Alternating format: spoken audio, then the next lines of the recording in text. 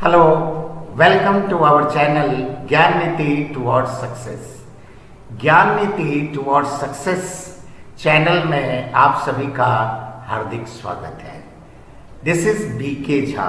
मैं बीके झा आप सबको बैंकिंग एग्जाम से संबंधित इंग्लिश के प्रश्न कैसे आते हैं और आसानी से आप कैसे इसे सॉल्व करेंगे, इसके बारे में आपको हम जानकारी देंगे। बहुत सारे स्टूडेंट्स का ये कंप्लेंट रहता है कि सर सब कुछ पढ़ने के बाद भी इंग्लिश में बहुत ज़्यादा स्कोर नहीं कर पाते हैं। तो सबसे पहले हम इससे संबंधित कुछ टिप्स बताएंगे जो कम पढ़ने पर भी जो आपका अगर रेलेवेंट स्टडी है तो आप इससे संबंधित जितने क्वेश्चंस आते हैं बहुत ही आसानी से कर सकते हैं और आप अपने स्कोर को दूसरे स्टूडेंट के कंपैरिजन में बहुत अच्छा कर सकते हैं। सबसे पहले आप सब एक चीज ध्यान कीजिए कि जब कभी आप किसी कार्य को प्रारंभ करते हैं तो कार्य को प्रारंभ करने के समय आपको ये ध्यान रखना होगा कि उस कार्य से संबंधित जितने प्रॉस एंड कॉन्स हैं वो उसके बारे में आपको जानना बहुत ही आवश्यक है। तो सबसे पहले हम ये आपको बताएंगे कि इसके नेचर ऑफ क्वेश्चंस कैसे होते हैं। तो आप इसके नेचर ऑफ क्वेश्चंस कैसे होते हैं इसके बारे में हम आपको जानकारी देंगे। तो सबसे पहले आप ये जानिए कि बैंकिंग से संबंधित ब्रॉडली अगर हम डिस्कस करें तो क्वेश्चन दो तरह के आते हैं। एक concept based question, concept based, और दूसरा जो होता है वो क्या होता है, grammar based question.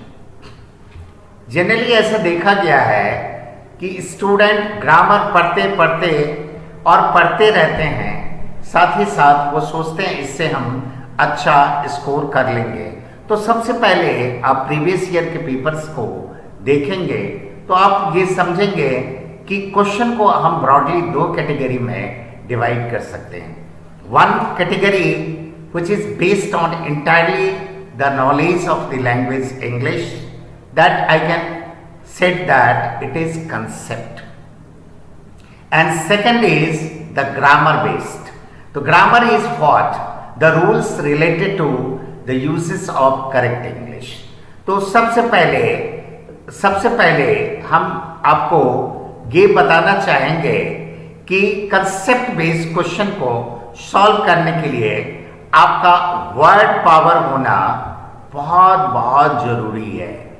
Word power से संबंधित क्या है कि इसमें जो क्वेश्चन आते हैं वो पहला क्वेश्चन आता है वो क्या होता है, कंप्रहेंशन। और कंप्रहेंशन जो क्वेश्चन आते हैं उसमें आप देखेंगे कि कंप्रहेंशन के क्वेश्चन के बाद एक आता है क्लोज टेस्ट, और क्लोज टेस्ट और थर्ड जो होता है वो आप ऐसे कर सकते हैं कि ये क्या होता है, पैराजंबल। अब आइए, बस तीन तरह के प्रश्न आते हैं। पहला क्या हुआ, कंप्रहेंशन। सबसे पहले ये जानिए कि कंप्रहेंशन क्यों दिया जाता है। जब आप किसी विभाग में काम करेंगे और उस विभाग के संबंधित कोई सर्कुलर, कोई नोटिफिकेशन, कोई गाइडलाइन आपको मिलेगा, वो इंग्लिश में रहेगा और वो इंस्ट्रक्शन के फॉर्म में रहेगा। तो यह अपेक्षित है कि जो भी स्टाफ है, जो भी ऑफिसर है, वो उससे संबंधित डिपार्टमेंट सर्कुलर या डिपार्टमेंट के रूल्स जो गाइडलाइन आते हैं हायर अथॉरिटी से उसको फॉलो कर रहा है कि नहीं। इसलिए स्टूडेंट का कंप्रहेंशन टेस्ट होता है। और आप ये जानिए the word comprehension is form from the word comprehend, and the comprehend means to understand. So the comprehension means to understanding, कि आपकी समझ कितनी है, और समझ के लिए और इस तरह के प्रश्न करने के लिए एक पैसेज दिए रहेंगे और उस पैसेज को आपको पढ़ना होगा, और यह अपेक्षित रहेगा कि आप उस पैसेज को पढ़ने के बाद आप उसे समझे हैं या नहीं। तो समझने के लिए आपको वर्ड पावर होना चाहिए। साथ ही साथ कुछ स्टूडेंट का कंप्लेन रहता है कि सर पैसेज पढ़ने में बहुत ज़्यादा वक्त जाया हो जाता है। तो इससे बचने के लिए आप हर दिन किसी न्यूज़पेपर, किसी ऐसे टेक्स्ट को पढ़ें और अपने स्पीड को बढ़ाइए। स्पीड को अगर बढ़ाएंगे, उसे पढ़ेंगे, साथ ही साथ उसमें दिए हुए कंटेक्स्ट में सबसे पहले आपको फाइंड आउट करना होगा कि इसका टॉपिक पॉइंट क्या है। अगर once you come to know the topic point आपको पता चल जाएगा, तो फिर पूरे पैसेज को इजीली अंडरस्टैंड कर सकते हैं। तो टॉपिक पॉइंट के लिए कुछ क्राइटेरियन है। The one criteria is generally the topic point lies in the first 3 lines of the passage, most probably in the first 3 lines. If not, आप कहेंगे सर अगर फर्स्ट 3 लाइन्स में ना हो तो then in the last 3 lines. फिर आप कहेंगे सर इवन इफ नॉट, अगर फिर भी ना हो, somewhere in the middle, which is the rarest cases.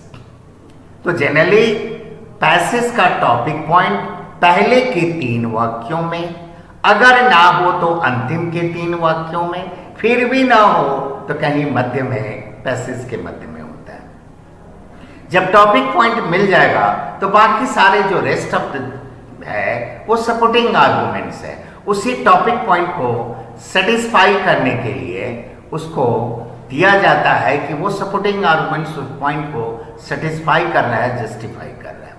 दूसरा क्वेश्चन जो मैंने लिखा है यहाँ, क्लोज टेस्ट। क्लोज टेस्ट एक पैसेज ही होता है, उसमें ब्लैंक्स होते हैं, नंबर्ड होते हैं। हर नंबर के लिए 4 या 5 चॉइस होता है, और जो word nearest in the meaning होगा उसे आपको फिल करना हो। इसमें 2 तरह के प्रश्न आते हैं, एक सिंगल फिलर, एक डबल फिलर। वहां भी आपको वर्ड पावर होना बहुत जरूरी है, नहीं तो आप अंडरस्टैंड नहीं कर पाएंगे कि क्या है। And third is parajumble. Parajumble में 5-6 सेंटेंस दिए रहते हैं और उन्हें प्रॉपरली लिंक करना होगा। लिंक करेंगे तो एक मीनिंगफुल पैसेज में कन्वर्ट हो जाएगा।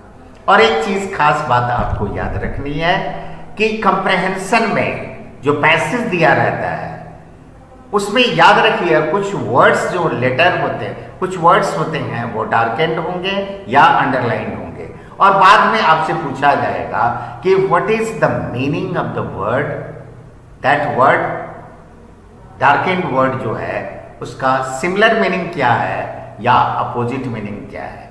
माइंड इट, अगर आप वहां डिक्शनरी मीनिंग लिखेंगे तो आपका गलत हो जाएगा। आपको वहां पर क्या लिखना है कि what is the meaning of that particular word in context of the passage. उस पैसेज में उस शब्द का क्या अर्थ है, और अगर विपरीतार्थक है तो उसी पैसेज के कंटेक्स्ट में। तो आइए अब हम चलते हैं। तो और दूसरा है ग्रामर बेस्ड क्वेश्चन। तो ग्रामर बेस्ड क्वेश्चंस के लिए सबसे पहले हम आपको बताएंगे कि ग्रामर के जितने चैप्टर्स हैं उसको 1 बाय 1 करके हम डिस्कस करेंगे। बहुत ज़्यादा जंक ऑफ रूल्स में नहीं जाना है, हमें बस उन्हीं चीज़ों को पढ़ना है जिससे हमारा प्रश्न सॉल्व होगा। तो आइए सबसे पहले हम आर्टिकल पर डिस्कस करते हैं।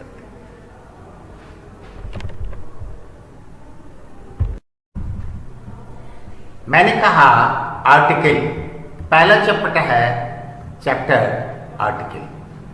तो आर्टिकल के बारे में आप सभी बचपन से पढ़ते आए हैं।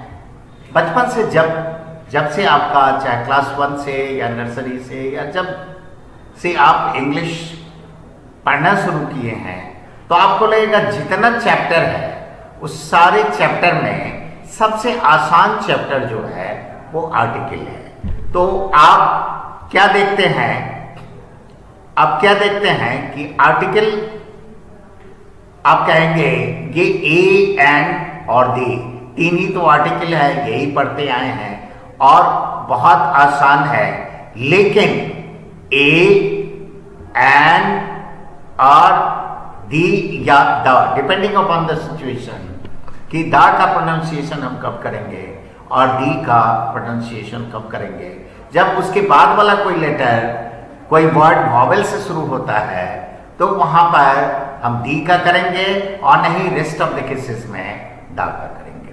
तो आइए हम सबसे पहले आपको बताएंगे और आप कहेंगे ये बड़ा आसान सा है, लेकिन यही आसान और छोटा सा चैप्टर आपके जब आप क्वेश्चन सॉल्व करेंगे तो आप मिस कर जाएंगे, क्योंकि इससे जो संबंधित जो मैं आपको बता रहा हूं कि सबसे पहले ब्रॉडली थोड़ा जान लेते हैं किसी चीज को करने से पहले, उसके बारे में थोड़ा जानना जरूरी होता है कि आर्टिकल को हम कैसे क्या कहते हैं। तो आर्टिकल क्या होता है, किसी भी नाउन को डेफिनिट या इनडेफिनिट बनाता है। तो डेफिनिट अगर बनाएगा तो उसके पहले दा लगेगा, इनडेफिनिट बनाएगा तो उसके पहले क्या होगा, ए या एन का प्रयोग होगा। इस तरह से हम कह सकते हैं कि आर्टिकल्स जो है वो डिटरमाइनर है। डिटरमाइनर क्यों? क्योंकि नाउन को डिटरमाइन करता है कि वेदर इट इज डेफिनिट और इनडेफिनिट। अगर इनडेफिनिट है तो क्या होगा, ए और एन का यूज करते हैं, और अगर डेफिनिट है तो दा का हम यूज करते हैं। आइए तो सबसे पहले कुछ एग्जाम्पल्स देख लेते हैं। दिनेश इज ए स्टूडेंट, तो a student means any student, किसी भी स्टूडेंट की, किसी पर्टिकुलर स्टूडेंट की हम बात नहीं कर रहे हैं। यहां पर जो हम कर रहे हैं वो दिनेश की बात कर रहे हैं। यहां पर कोई भी स्टूडेंट, दूसरे में आप क्या देखते हैं, this is an orange, any orange. और तीसरे सेंटेंस में आप देखिए Asita wants to talk to you, और चौथे example a mister Sohan is waiting for you.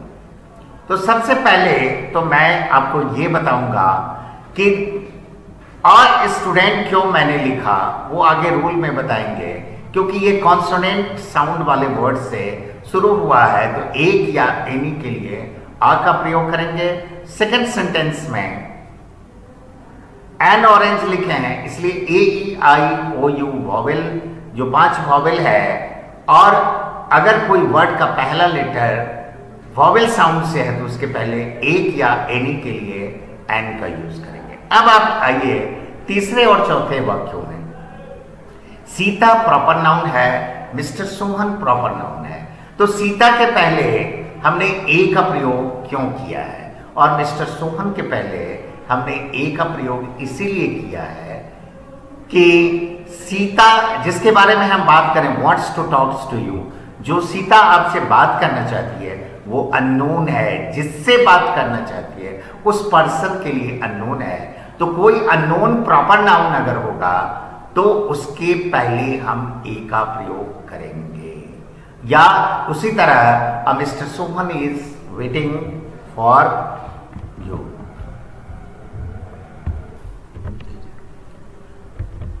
अब आइए थोड़े इसके यूजेस पे हम आते हैं। तो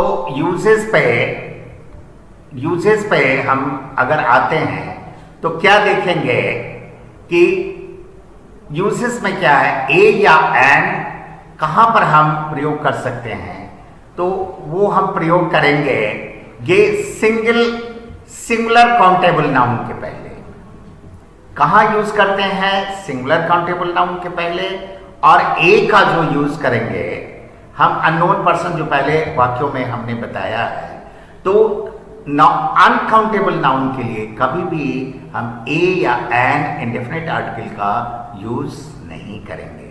और ए का यूज जो पहले हमने बताया है कि प्रॉपर नाउन रहने के बावजूद भी हम ए का प्रयोग इसलिए करते हैं क्योंकि that person is not known to the concern person. आइए दोनों में अंतर क्या है, ए एन में, जो हम जस्ट अभी आपको बताए हैं कि उस वर्ड के पहले आता है जिसका कि कॉन्सोनेंट साउंड होता है। ए का प्रयोग कॉन्सोनेंट साउंड वाले वर्ड का के पहले यूज होता है, एंड इसका जो यूज होता है वो वॉवेल, जिस वर्ड का लेटर वॉवेल साउंड से होता है उसके पहले हम एन का यूज करेंगे। फॉर एग्जाम्पल को हम गो थ्रू कर लेते हैं कि आप क्या देख रहे हैं, A is used before the word which begins with consonant sound, and is used for the word which begins with vowel sound. इसके example a boy, a pen, a book. And our में क्या आएगा, although H is consonant, but यहाँ pronunciation जो है H silent है, our है vowel sound है, यहाँ पर हम N का यूज करेंगे। An orange, an ink pot. अगर हम यहाँ ए में देखते हैं कि a boy has stolen my shirt, मतलब किसी एनी बॉय के बारे में बात हो रही है। This is an orange. आइए अब इस पे आधारित कुछ क्वेश्चंस है जिसे आप देखिए, हम इसके बारे में आपको बताते हैं। Mohan prefers self employment to job in any office, to job. अब यहां पर हम क्या देख रहे हैं, Mohan prefers self employment to job in any office. और तो आप क्या देख रहे हैं कि जो जॉब है, अगर हम जॉब लिखते हैं तो जॉब क्या है, काउंटेबल नाउन है, और इसके पहले अगर हम यहाँ ये लिखते हैं ए जॉब, तो यहां पर हम जानते हैं कि सिंगुलर काउंटेबल नाउन के पहले ए का प्रयोग होता है। Mohan prefer self employment to job in any office. अब जॉब क्या है, काउंटेबल नाउन है, इसके पहले हम ए का यूज करेंगे तो ये करेक्ट होगा। इस तरह हमारा जो आंसर है इस सेंटेंस के सी पार्ट में है, तो अगर हम इसे करेक्ट करेंगे तो ये हो जाएगा Mohan prefers self employment to a job in any office. Now we should move to the next question. अब यहां पर जो क्या है, summons was served on Ram. अब summons क्या होता है, सबसे पहले मैं summons के बारे में आपको बताऊंगा। summons देखने में आपको प्लूरल लगता है। इंग्लिश में कुछ वर्ड ऐसे होते हैं कि देखने में प्लूरल लगते हैं बट वो सिंगुलर होते हैं। आप ऐसे देखेंगे summons, आपको लगेगा एक से ज्यादा प्लूरल है, लेकिन ऐसा नहीं है। तो समन्स को हम क्या देख रहे हैं कि समन्स सिंगुलर है, और सिंगुलर वर्ड के पहले, सिंगुलर काउंटेबल नाउन के पहले हम क्या है, ए का प्रयोग करेंगे। तो इस तरह हम क्या देखते हैं कि यहां पर अगर हम ए समन्स लिख देते हैं तो ये क्या हो जाता है, सही हो जाएगा, क्योंकि ये सिंगुलर काउंटेबल नाउन है। तो a summons was served on Ram, यानी कि इस वाक्य में जो है article a is missing, a because the first letter of the summon is S which is consonant. तो इसे हम सही कैसे करेंगे, a summons was served on Ram.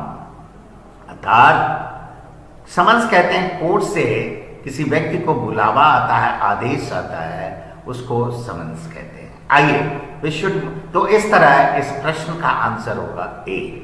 आइए थर्ड क्वेश्चन पर हम मूव करते हैं। Laser beams can carry long distance signals in way. तो अब हम क्या देखते हैं, in way laser beams can carry long distance signals in way somewhat similar to radio waves। तो आप क्या देख रहे हैं कि यहां पर वे है, ये सिंगुलर काउंटेबल नाउन है, इसके पहले अगर ए का प्रयोग हम कर देते हैं तो ये सही हो जाएगा। यहां मिसिंग क्या है, इस वाक्य के बी पार्ट में वे के पहले ए होना चाहिए, क्योंकि way is a singular countable noun. तो किसी भी रास्ते के laser beams can carry long distance signals in way, या इसको जब हम सही करेंगे तो ए वे हो जाएगा, somewhat similar to radio waves. Next question की ओर मूव करते हैं। अब यहां पर Mohan's habit of delaying his work put his colleagues यहां पर टू लॉट ऑफ ट्रबल। यहां पर क्या होता है, मोहन्स की जो आदत है delaying his work put his colleagues to lot of trouble. तो अब क्या है, ए लॉट ऑफ ट्रबल, ये इडियोमेटिक क्या है यहां पर यूज है। तो अब क्या देख रहे हैं, यहां पर ए मिसिंग है, लॉट ऑफ ट्रबल। अब कहेंगे सर लॉट ऑफ ट्रबल भी तो होता है, लेकिन जब लॉट ऑफ ट्रबल होगा तो ट्रबल में एस लगा होना चाहिए। अगर हम कोई नाउन बाद में यूज करते हैं, सिर्फ लॉट लिखते हैं, तो लॉट ऑफ पेन्स भी होता है, लेकिन यहां पर ये सिमिलर है टू, तो यहां पर लॉट के पहले ए का प्रयोग करेंगे। तो क्या होगा, Mohan's habit of delaying his work put his colleagues to a lot of trouble. Now तो इस तरह हमारे इस प्रश्न का उत्तर डी पार्ट में। Now come to the switch over to the next question. He is not wealthy so he cannot afford to buy a expensive car। तो आप क्या देख रहे हैं, एक्सपेंसिव जो वर्ड है वो एक्सपेंसिव में अगर ए लिखते हैं तो ये गलत होगा, एन एक्सपेंसिव इसीलिए क्योंकि एक्सपेंसिव का फर्स्ट लेटर ई वॉवेल है, तो यहां पर ए के बदले एन का प्रयोग होना चाहिए। तो इस तरह इस प्रश्न का जो उत्तर होगा वो डी पार्ट में है, और क्या हो जाएगा, he is not wealthy so he can not afford to buy a expensive नहीं होगा, an expensive car. Now we move to the next.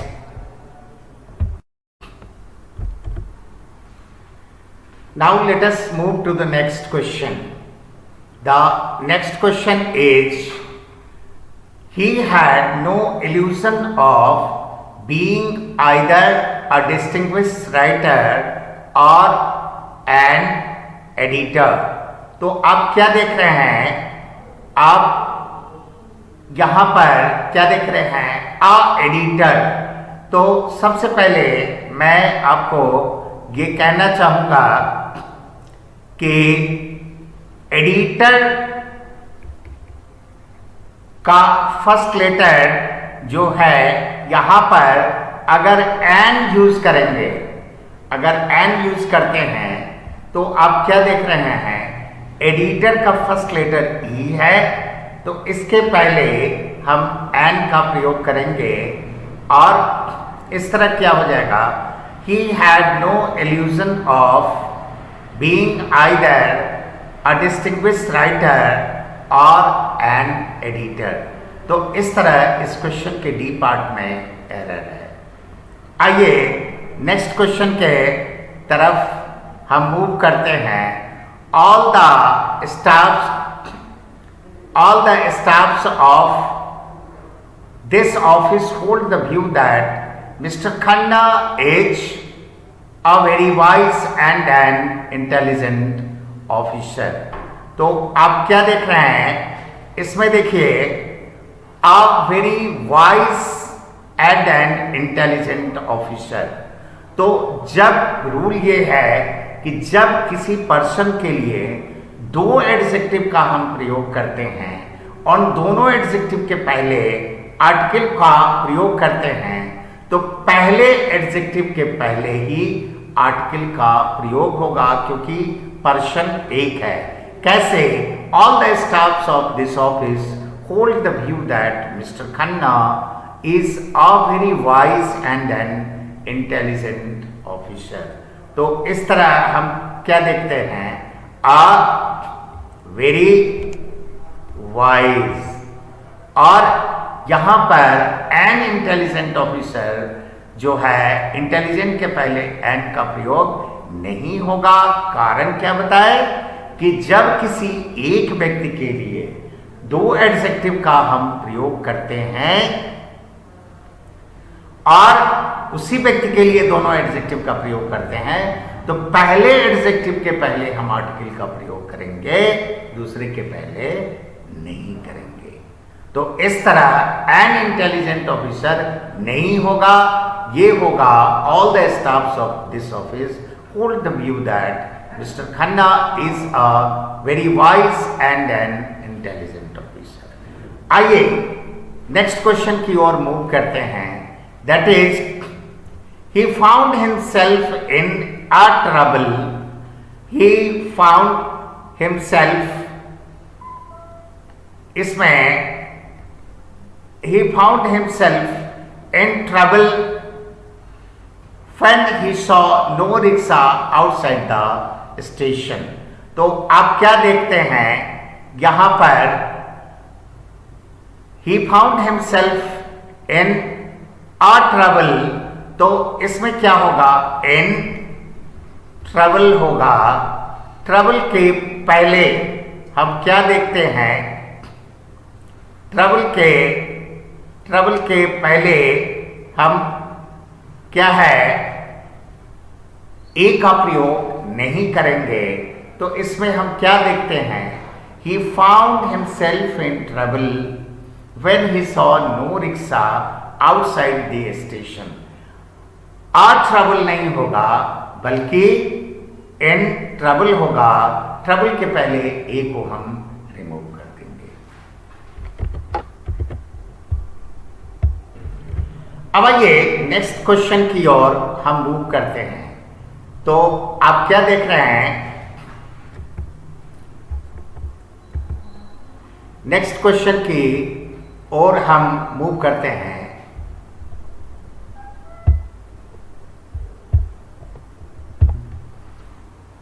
तो क्या देख रहे हैं कि it is only after the war is over. तो हम क्या देख रहे हैं, it is only after the war is over that people realize how bad it was. जब कोई युद्ध समाप्त होता है तब लोगों को पता चलता है कि यह कितना खराब क्या है, गे था। तो इस तरह हम क्या देख रहे हैं कि द वॉर के बदले यहां पर आ वॉर होगा। कहिएगा आ वॉर क्यों होगा, क्योंकि द वॉर का मतलब होगा किसी खास वॉर, लेकिन आ वॉर का मतलब एनी वॉर। तो क्या देखते हैं, it is only after the war is over that people realize how bad it was. तो यहां पर द वार नहीं होगा, किसी खास वार के बारे में नहीं कहा जा रहा है, बल्कि यहां पर किसी भी वार के बारे में कहा जा रहा है, इसलिए अ वार होगा। अब आइए नेक्स्ट क्वेश्चन की ओर हम मूव करते हैं। ही सेड दैट यहां पर he felt nervous because A friend of news had given him a very bad news. Given him a very bad news, a very bad news. तो इसके पहले क्या होगा, हम क्या देख रहे हैं कि a very bad news में हम क्या देख रहे हैं,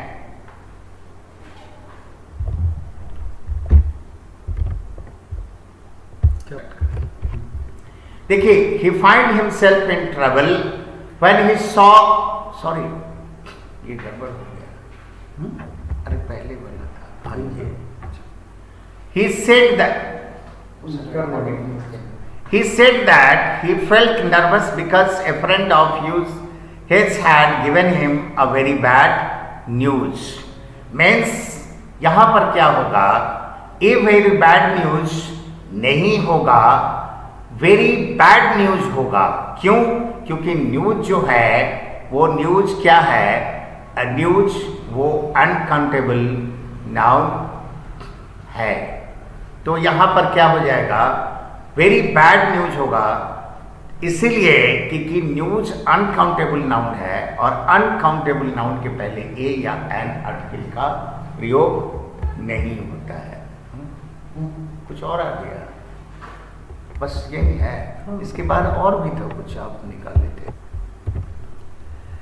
आइए, तो इस तरह हमने क्या देखा, ए और एन का प्रयोग सिंगुलर काउंटेबल नाउन के पहले होता है, अनकाउंटेबल नाउन के पहले हम ए या एन का प्रयोग नहीं करेंगे। जिस तरह हमने कहा था, अ वेरी बैड न्यूज में ए जो है हटा दिया जाएगा, क्यों? क्योंकि न्यूज अनकाउंटेबल नाउन है। अब आइए हम डेफिनिट आर्टिकल पे बढ़ते हैं। तो डेफिनिट आर्टिकल जो है यहां पर में के लिए द का प्रयोग करते हैं। कहां कहां इसका यूज होता है?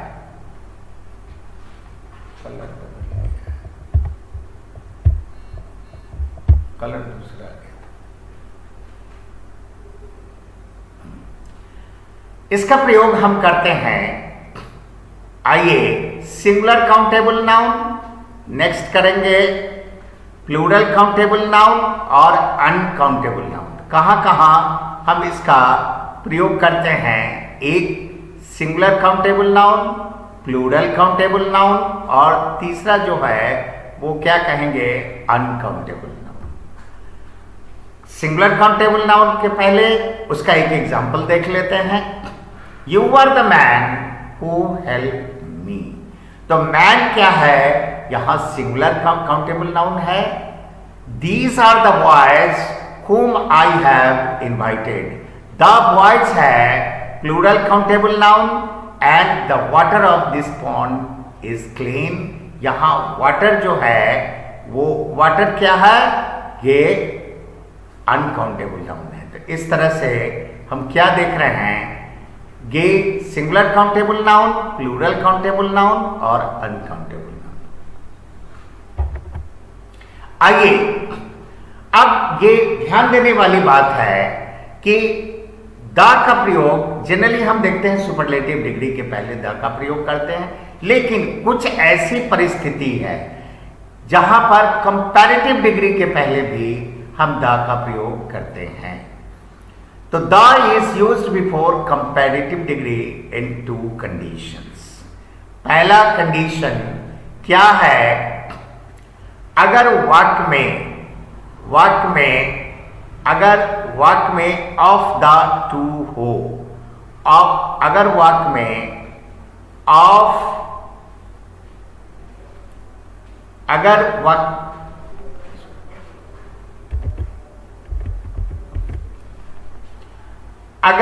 वाक्य में ऑफ द टू, अगर वाक्य में ऑफ द टू है या किसी वाक्य में ऑफ द टू का प्रयोग है या दो के बीच कंपैरिजन किया जा रहा है, तो कंपैरेटिव डिग्री के पहले हम द का प्रयोग करते हैं। तो पहला कंडीशन क्या हुआ कि the is used before comparative degree in two condition. The condition first is if a sentence begins with of the two और there is a comparison between the two, तो हम कंपैरेटिव डिग्री के पहले the का प्रयोग करेंगे। जैसे he is the better of the to boys.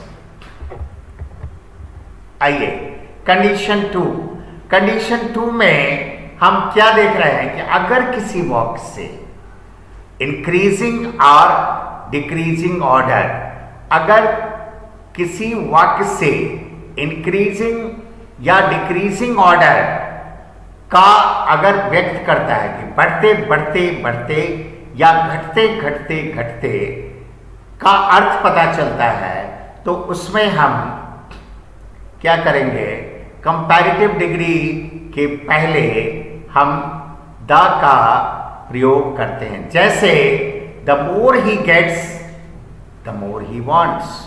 फिर हम नीचे आते हैं तो क्या देखते हैं, इसमें आप देखिए, the greater the demand the higher the price.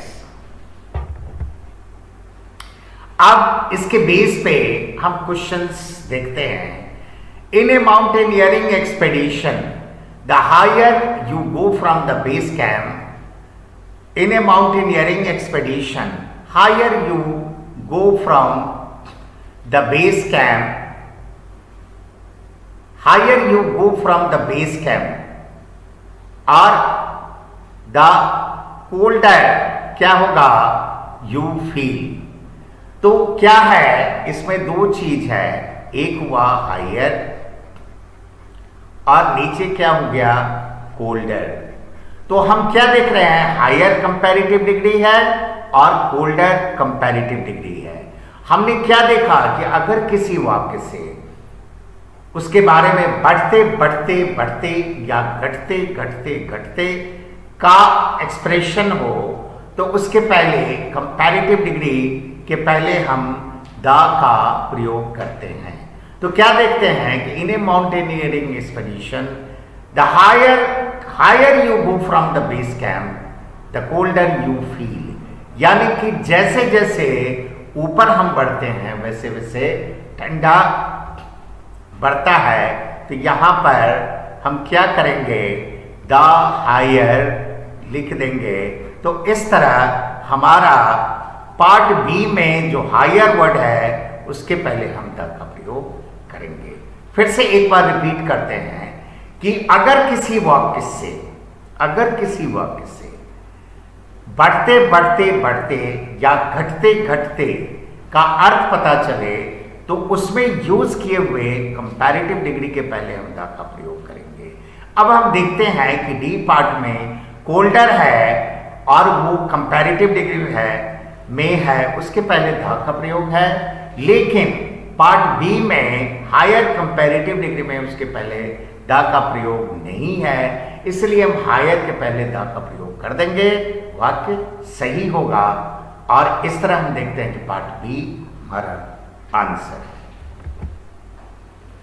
आइए हम, ये बहुत जरूरी है कि हम कहां कहां आर्टिकल का प्रयोग नहीं करेंगे, कहां उसको ओमिशन करेंगे, हटा देंगे। तो सबसे पहले हम क्या देखते हैं ओमिशन में कि जो किसी भाषा का नाम, खेल का नाम अगर है तो उसके पहले हम आर्टिकल का प्रयोग नहीं करेंगे। एग्जाम्पल के लिए, he is a student of history and she can speak Hindi and Sanskrit. तो यहां पर हम क्या देख रहे हैं